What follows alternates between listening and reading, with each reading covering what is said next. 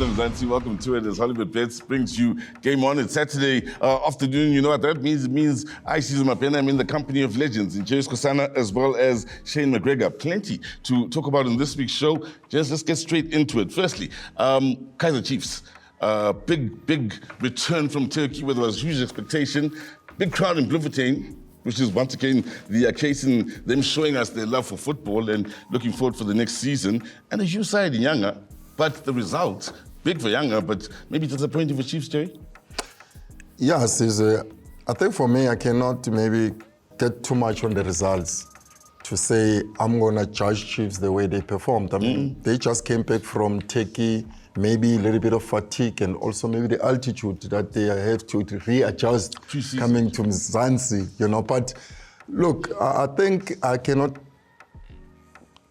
go against what the coach was believing because Nabi, for me, when he was still working in Morocco, is somebody who can stand up and give instructions the way he wants things to be. But they was just quiet and just watching, maybe taking notes of each and every individual that he has given the chance to play. So for him, the result was not that important. The players' behavior inside the field, because you talk about the three youngsters that I had to look at. I mean, the left back, which was Mbotu, you look at the second goal that happened, you look at Vilagazi, the team is 2-0 down, turning around with the ball, showboating. Yeah. And now you go and get Zwane, who get a throw in, a back pass, and then he gives to the opposition to go and score. So those are the things that the coach would sit and say, these are things that I need to rectify from the youngsters in terms of how they need to play, because we really need them. You know, they get promoted, and that's how we got into Pierce to play there, because we were still young, but we had coaches that will give us the guidance. Now, Shane, you said last week, both you gentlemen said 3 weeks away in Turkey, new coach, perfect, because maybe it gets the pressure, to relieve a bit of the pressure off. Kaizer Motaung Jr. said the same thing upon the return. And there's that return with fans expecting something. The showing tells you that they're expecting something and looking forward to the new season, especially after the kit release most recently. Do you think there was pressure on Chiefs? Do you think there is pressure on Chiefs in Nabi now? There's always pressure on Chiefs. We all know that. It's a club, all the big clubs are going to have pressure. You always got the pressure. You look at the way this game was played. I mean, he played the three youngsters, the showboating. That would never happen in my day. The coach would have pulled him off straight away, taught him a lesson, and showed him what football's about. But anyway, it's all part and parcel of the game and learning. But for me, for Chiefs, they looked at it. They got beaten 4-0. They put more pressure on themselves now. But the saving grace for them now is they got basically a full month to work on the team, to bring in new players, to work on a new system. You've got to understand, when a new coach comes in, he changes the way of play, he changes everything. There's a lot of players that have just come in that are still learning his style of play.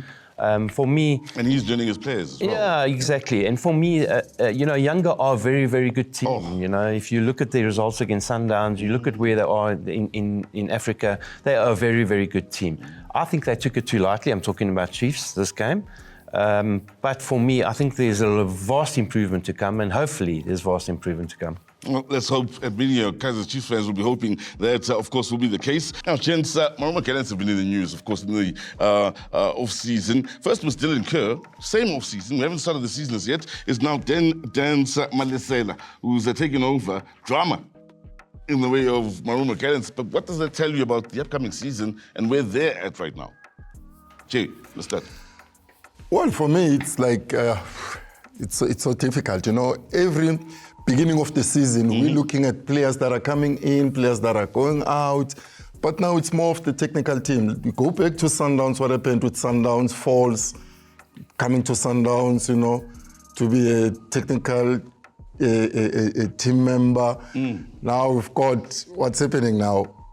From Swallows, being bought to Marumokana, not yet played the game. Plenty to talk about. Not yet played the game. Yeah. Now there is a lot of changing of coaches before they could even start the season. I mean, really, it's just crazy, to be honest. I mean, I cannot stand for it. Even if I was Dylan Kerr and then I'm being appointed to be the head coach of Marumo Callants, and all of a sudden I'm told, no, you'll be having a co-coach. And it's only with the SMS, not something which was solid from the chairman. But, you know, really, South African football, it's just going in a merry-go-round, and it's not exciting. It's not at all.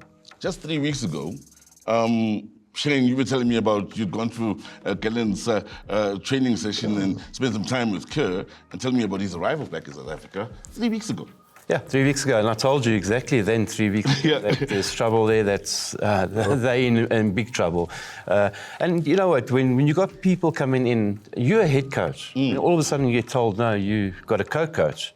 I would never take that, never ever accept it, and that's what Dylan Kerr's done. He's stuck by his principles. He said, I'm not accepting that. My deal was, I'm the head coach, simple, over and done with. You can't have people coming in and interfering and telling you what to do, what players to play. It's a recipe for disaster. They're on the back foot. They're majorly on the back foot. And unfortunately for them, it's going to be catch up from day one. And with this, it doesn't help at all. Does this mean, quite possibly, Dan Malisela is under pressure starting the new season? Quite possibly? Well, Does he unsettle the players? I don't think he's under pressure because he's come in so late. You know, he's always got an excuse. I've come in late. I didn't start. I wasn't here in the beginning, but that's not good enough. I mean, at the end of the day, the management are going to look at themselves and say, are we serious about this or are we not? For me, that's not being serious. I'm looking at it from a player's point of view, though. Jerry, you start pre-season, besides so close now to the new season, and this. How would you feel as a player? Look, as a player, there's nothing that I can do, to be honest, because I just want to get something for my family. Yeah. But what I'm looking at it now, it's like if 10 is going to be under pressure, being controlled by certain people on certain positions in the team, let's compare them with Kaizer Chiefs. I think the person that can be under pressure is Nabi, because he brought his own technical team. If anything goes wrong at Chiefs, then the whole responsibility would go to him. But where you are told as a coach, don't do this, do that, play this player, we're going to sign you this player, there, you've got nothing to worry about or have a problem with. But that's South African football. End of the day, Jerry, it still falls on your head. They're always going to use the excuse you're not getting results. That's the problem. And there's one coach we thought we'd lost in as far as the PSL. Yeah, Dramovic, he stays in South Africa, which is great for the South African game, of course. A man who's given us plenty to talk about now in the off-season and in the season gone by. We take a short break. We come back. We discuss the upcoming MTN 8. Game on. Here we go.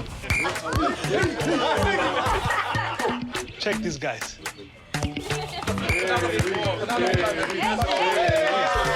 Let's show them how it's really done. I see it. Let's have Baba. Your feet like this. Okay.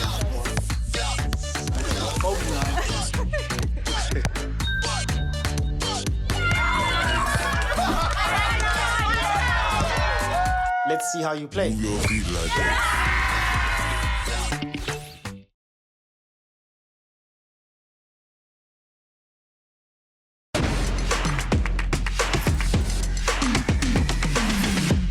Welcome back to Game On now. This weekend, of course, we see a return of South African football in as far as the club scene, and there's no better way to start the South African League than the top 8. And let's talk fixtures here, gents.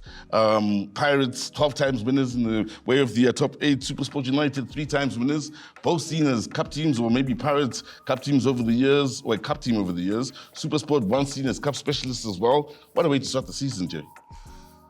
What a game to open the season, honestly speaking. I mean, that will be like a cup team versus a specialist team. Yeah. So it's going to be exciting.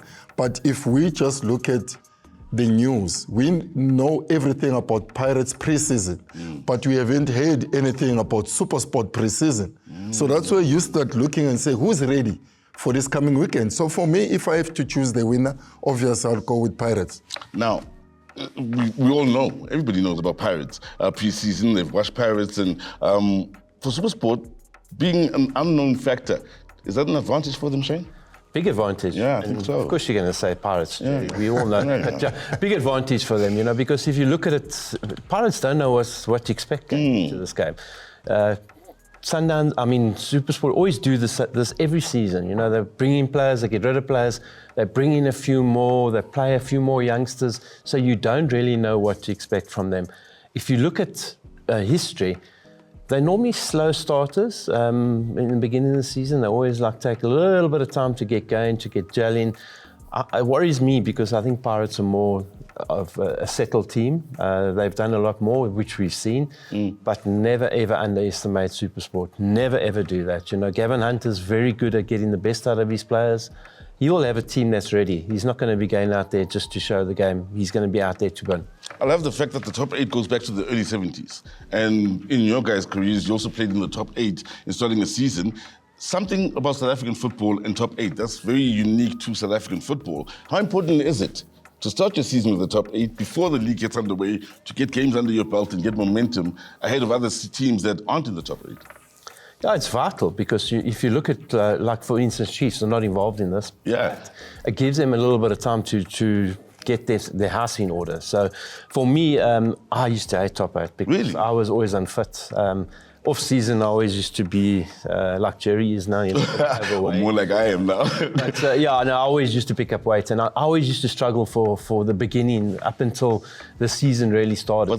For me, it wasn't the greatest, but you've got to play. Though, top 8 gets you ready for the start of the PSL season. How do you feel about the top 8? Now, I need to count against them because that's where you start looking at yourself as a player. Because remember, if you play the top 8, it's just a cup that comes and goes. But if you don't feel like do well in the league, that's where you will suffer because you won't have the chance to play the top 8. So for me, the top 8 is a stepping stone of how are you gonna perform when the league comes. So that's the most important starter of the season, where you just give your best. Even if you're a player, you are a new signee, you always want to be seen in that competition. So for me, it is important because it's a stepping stone to what's going to happen the whole season. The other fixture we have to talk about, the Stellenbosch plays in the COSAFA that had some international experience. Not too many, but there's some players out there. Galaxy we've seen most recently against Augsburg, against international sides as well in their preseason preps. Your thoughts about those teams and that game? Once again, you know, you look at it's 2 teams. The one we know are going to be Stellenbosch are going to be ready for it. You know, we haven't seen much about them. What's happening? They brought in 1 or 2 players. We know all about them, that they're steady. I think they'll be ready for this game. Galaxy, are they going to be ready? The coach has problems around the coach. What's happened? You know, is he going to be 100% behind the players? Did he have all the players working for him? There's always question marks when it comes to that. Very, very difficult game to call, but I'm going to lean towards a Stellenbosch victory here. Well, we are looking forward to the start of the new campaign, and as far as the return of South African football, starts this weekend, starts today. Something to look forward to, and we'll be busy at it until, May next season. So here we go, as we take a short break and come back with a special interview on the other side of this.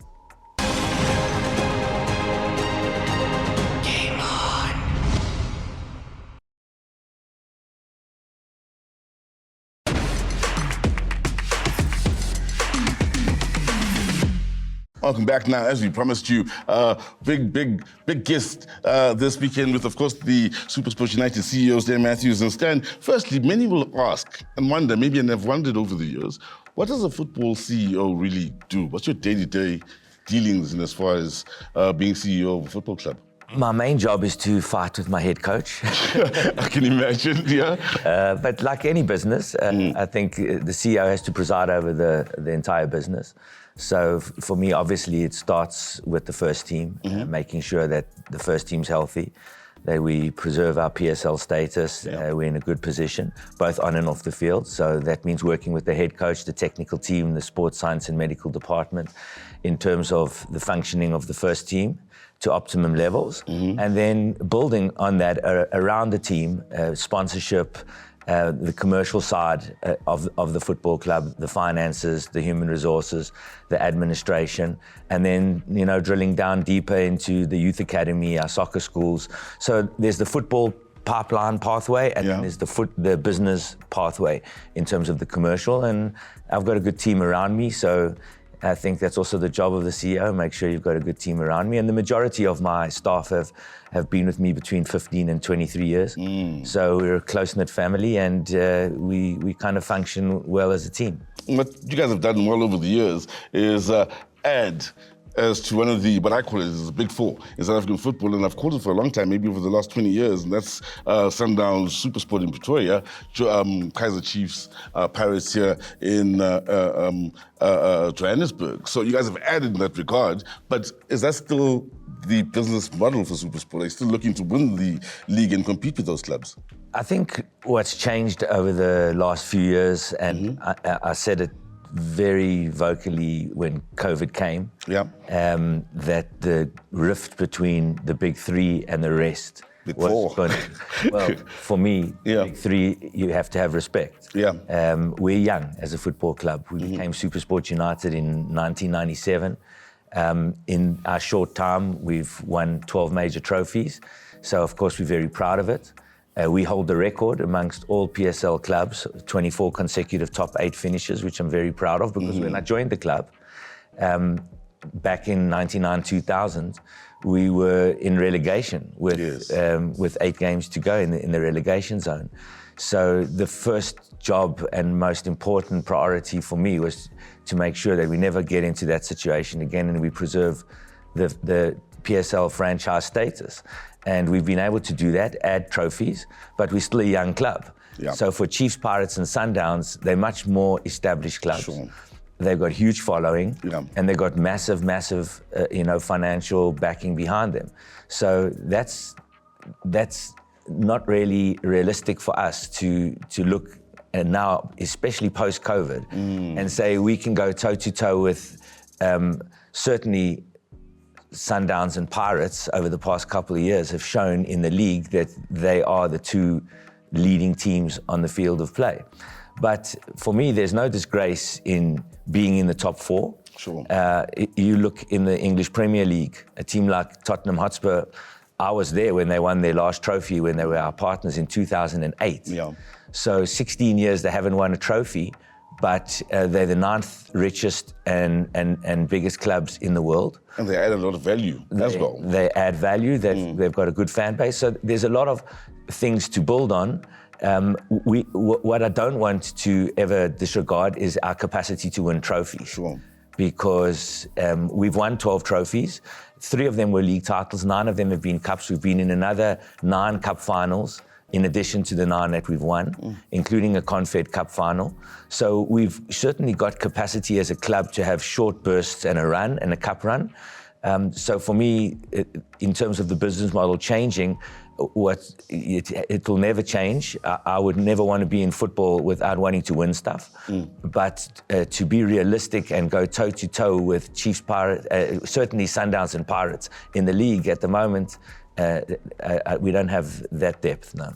You guys have had plenty of depth and capacity to firstly groom players from a development point of view and also introduce them to the top flight of South African football stars, the Inchlight and very many others that one can think of over the years. Big question now, is SuperSport more of a selling club? Some are beginning to think maybe that's possibly the case. We've always been a selling club. If you really go back through the years, certainly in my 25 years at the club, I know that I've bought and sold, and we've always been a club that's been prepared to move on players. Possibly, even if you look at our 3 league championship winning teams from 2008 to 2010, those 3 championships that we made, there was also a fairly high turnover with players. I think with Gavin, there's always going to be a high turnover with players. That's been his record as a coach. We were slightly less busy in the transfer market under Caetano. Stuart Baxter was also a kind of a high turnover coach. So, for us as a club, first of all, for any football club, to hold on to people for long periods of time is not easy anymore. Players get their clearances after a certain amount of time. You lose them on a free contract. It's not a wise thing to do. I lost TT to Chiefs on a free transfer. I couldn't replace him because I didn't have any funds. So our strategy has always been to let go of players either when they're coming towards the end of their contract and they're signaling that they're not going to renew, or when we see that we can cash in and then reinvest and start again. And that is the job of a football club. You start every single season on 0 points. Doesn't matter what happened last year. It's what's going to happen this year that counts. So each year you have to refresh and you have to spruce up. It's about getting the balance right in the transfer market.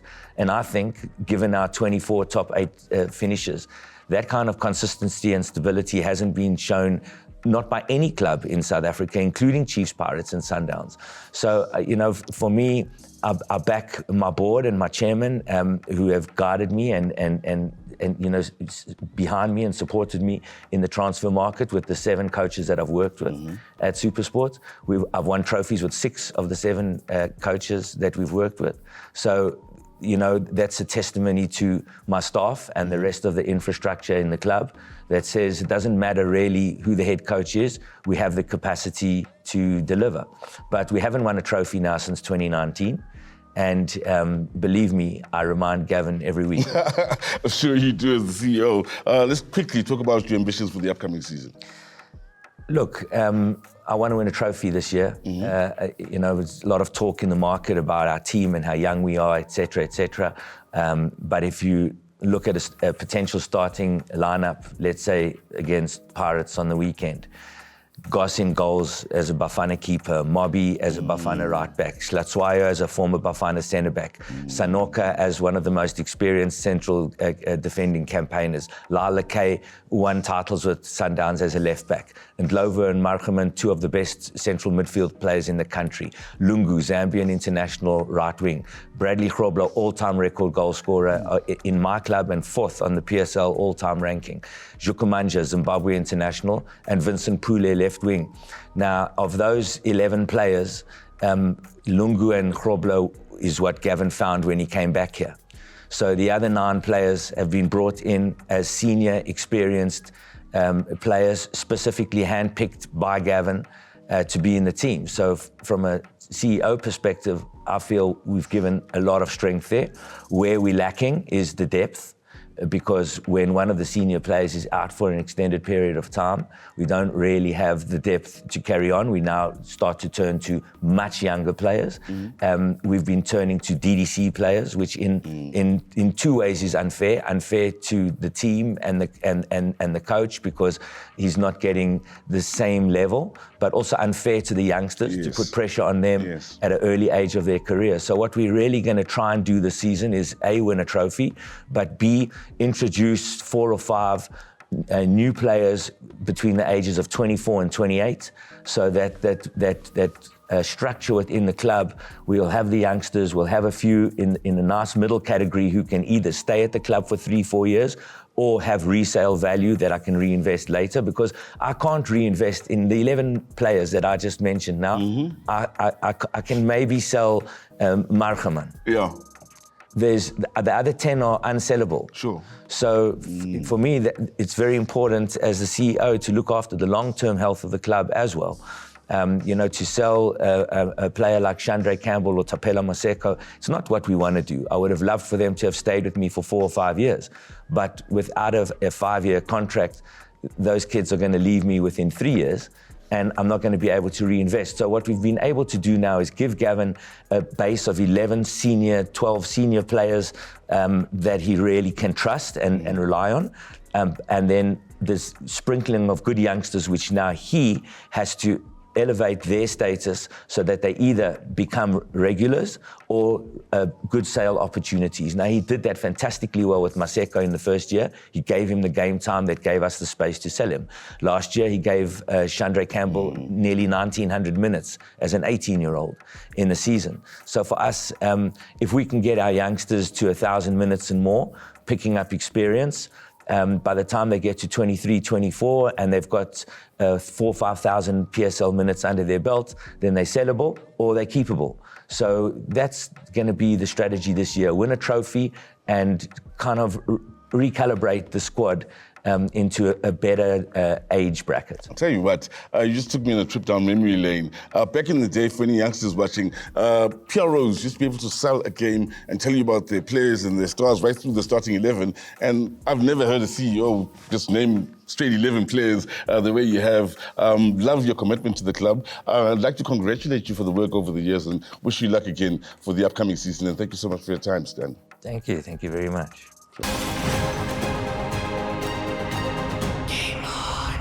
Well, let's take the time, with time having run out here for this week's show, to thank you at home. Not forgetting to thank James Kosana as well as Shane McGregor, including Stan Matthews, for his very insightful time here on GameON. So from myself, Caesar Mapena, and the rest of the team that is behind the scenes, is click, click, bang.